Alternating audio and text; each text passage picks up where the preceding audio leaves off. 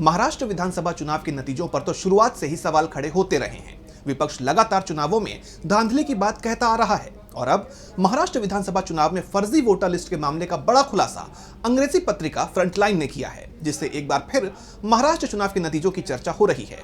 तो क्या है पूरी खबर, जानेंगे इस रिपोर्ट में। महाराष्ट्र विधानसभा चुनाव के फर्जी वोटर लिस्ट के मामले का बड़ा खुलासा हुआ है। फ्रंटलाइन में अमित तिरोडकर की रिपोर्ट के मुताबिक पनवेल लोकसभा सीट पर 85,211 डुप्लीकेट वोटर्स मिले हैं।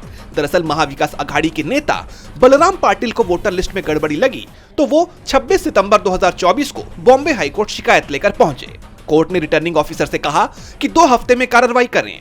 इस बीच जलगांव के मुक्ताई नगर से शिवसेना शिंदे के चंद्रकांत पाटिल ने भी एक ऐसी ही शिकायत दर्ज करवाई, लेकिन मुंबई हाई कोर्ट की औरंगाबाद बेंच ने चंद्रकांत पाटिल की शिकायत को खारिज कर दिया और कहा कि चुनाव का ऐलान हो चुका है, इसलिए वोटर लिस्ट में बदलाव संभव नहीं है। इसके बाद 18 अक्टूबर 2024 को ठीक यही तर्क बलराम पाटिल को भी दिया गया और उनकी याचिका को भी खारिज कर दिया गया। लिहाजा चुनाव उसी वोटर लिस्ट के आधार पर हुआ जिसमें हजारों डुप्लीकेट नाम मौजूद होने की शिकायत की गई थी। 20 नवंबर को वोटिंग हुई और 23 नवंबर को आए नतीजों में बलराम पाटिल की हार हुई थी। चुनाव खत्म होने के बाद बलराम पाटिल ने जांच शुरू की। पनवेल के कुल 574 बूथों में से उन्होंने 490 बूथों के आंकड़े जुटा लिए हैं, जिसमें कई लोगों के 2-2 जगह वोट डालने की बात सामने आई है।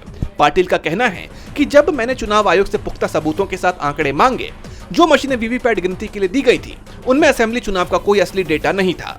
मुझे खाली मशीनें दी गईं ताकि पता चले कि वीवीपैट काम कर रही है या नहीं। इसका क्या फायदा? डीवी लाइव की रिपोर्ट।